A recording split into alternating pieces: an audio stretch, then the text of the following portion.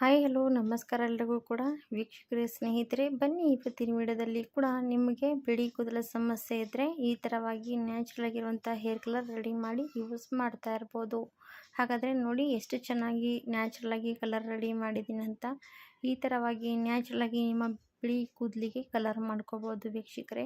ಹಾಗೆ ಮತ್ತು ಪೂರ್ತಿ ವಿಡಿಯೋ ನೋಡಿಕೊಂಡು ಹೋಗಿ, ನಿಮಗೂ ಕೂಡ ಅರ್ಥ ಆಗುತ್ತೆ. ಅರ್ಧದಷ್ಟು ವಿಡಿಯೋ ನೋಡಿದ್ರೆ ಅರ್ಥ ಆಗಲ್ಲ ಸ್ನೇಹಿತರೆ.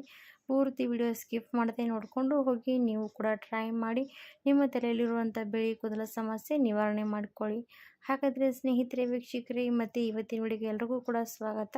ಬನ್ನಿ ಹಾಗಿದ್ರೆ ತಡ ಮಾಡದೆ ಯಾವ ರೀತಿಯಾಗಿ ಹೇರ್ ಪ್ಯಾಕ್ ರೆಡಿ ಮಾಡೋದಂತ ನೋಡ್ಕೊಂಡು ಬರೋಣ. ಇವಾಗ ಸ್ನೇಹಿತರೆ, ಹೇರ್ ಪ್ಯಾಕ್ ರೆಡಿ ಮಾಡೋದಕ್ಕೆ ಒಂದು ಕಬ್ಬಿಣದ ಕಡಾಯಿ ತೊಗೊಂಡಿದ್ದೀನಿ.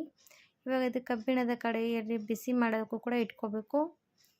ಆಮೇಲೆ ಅದಕ್ಕೆ ಒಂದು ಅರ್ಧ ಲೋಟದಷ್ಟು ನೀರು ಹಾಕ್ತಾಯಿದ್ದೀನಿ.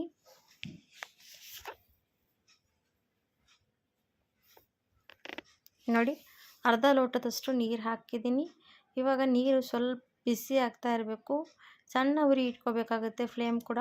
ಇವತ್ತು ನೋಡಿ, ಈ ಹೇರ್ ಪ್ಯಾಕು ನಿಮ್ಮ ತಲೆಯಲ್ಲಿ ಬಿಳಿ ಕೂದಲ ಸಮಸ್ಯೆ ಕೂಡ ಕಡಿಮೆ ಆಗುತ್ತೆ. ಹಾಗೆ ನಮ್ಮ ತಲೆಯಲ್ಲಿ ಬಿಳಿ ಕೂದಲು ಹಾಗೆ ಬರದೇ ರೀತಿ ಕೂಡ ಕೇರ್ ಮಾಡ್ಕೋಬೋದು.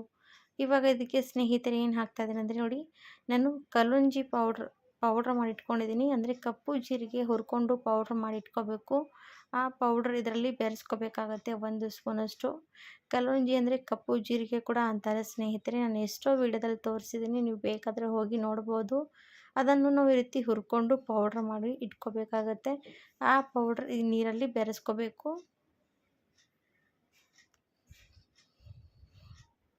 ನೀರಲ್ಲಿ ಕುದಿದ ಕಲರ್ ಕೂಡ ಚೆನ್ನಾಗಿ ಚೇಂಜ್ ಆಗ್ತಾ ಬರುತ್ತೆ. ನೋಡಿ, ಜಾಸ್ತಿ ಕಲ್ಲುಂಜಿ ಏನು ಬಹಳಷ್ಟು ಹುರಿದಿಲ್ಲ, ನಾರ್ಮಲಿ ಥೋಡೆ ಹುರಿದ್ಕೊಂಡು ತೊಗೊಂಡಿದ್ದೀನಿ.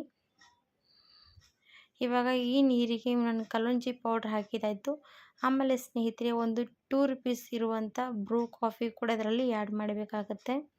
ಬ್ರೂ ಕಾಫಿ ಹಾಕೋದ್ರಿಂದ ನಮ್ಮ ಕೂದಲಿಗೆ ಸಾಫ್ಟ್ ಆ್ಯಂಡ್ ಸಿಲ್ಕಿಯಾಗಿ ಶೈನಿಯಾಗಿ ಕಾಣಿಸುತ್ತೆ ಕೂದಲು ಕೂಡ. ಹಾಗಾಗಿ ಈ ಬ್ರೂ ಕಾಫಿ ಕೂಡ ಅರ್ಧದಷ್ಟು ಹಾಕ್ಕೊಳ್ಳಿ. ಇದು ನಾವು ಕಬ್ಬಿಣದ ಬಾಂಡೆಯಲ್ಲಿ ಮಾಡೋದ್ರಿಂದ ನಮಗೆ ನ್ಯಾಚುರಲಾಗಿ ಬಣ್ಣ ರೆಡಿ ಆಗುತ್ತೆ ಸ್ನೇಹಿತರೆ. ಹಾಗಾಗಿ ಈ ಥರವಾಗಿ ಕೂಡ ರೆಡಿ ಮಾಡ್ಕೋಬೋದು. ಏನು ಜಾಸ್ತಿ ಅದು ಇದು ಹಾಕಬೇಕಂತ ಏನಿಲ್ಲ. ನೋಡಿ, ಇಷ್ಟು ಹಾಕಿದ್ದೀನಿ ಸಾಕು. ಇದರಿಂದ ನಮ್ಮ ಕಲರ್ ತುಂಬಾ ಚೆನ್ನಾಗಿ ಗಾಢವಾಗಿ ಬರುತ್ತೆ.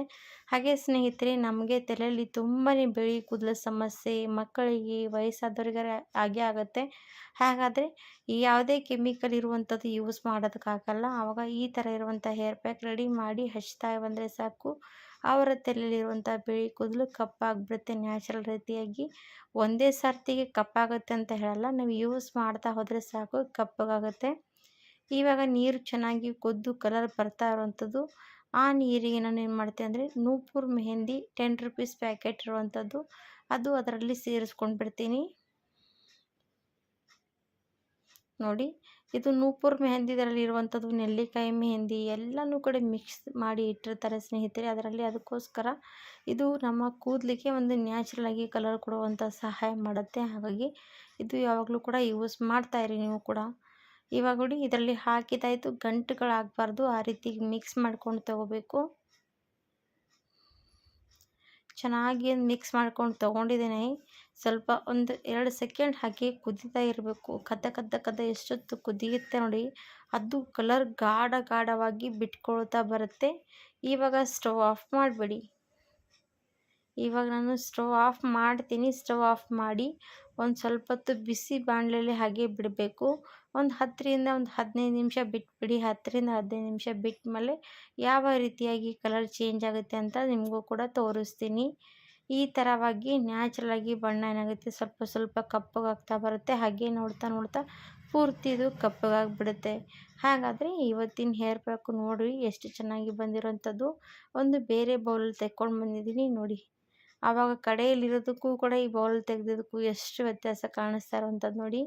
ಹಾಗೆ ನಾವು ಇದು ಏನಾದರೂ ರಾತ್ರಿ ಇಡೀ ಬಿಟ್ವಿ ಅಂದರೆ ತುಂಬಾ ಕಪ್ಪಗಾಗುತ್ತೆ. ಬೆಳಗ್ಗೆ ಹೊತ್ತಿಗೆ ಹಚ್ಕೊಂಡು 1 ಗಂಟೆಗಳ ಕಾಲ 2 ಗಂಟೆಗಳ ಕಾಲ ಬಿಟ್ಟು ನೀವು ವಾಶ್ ಮಾಡ್ಕೋಬೇಕು.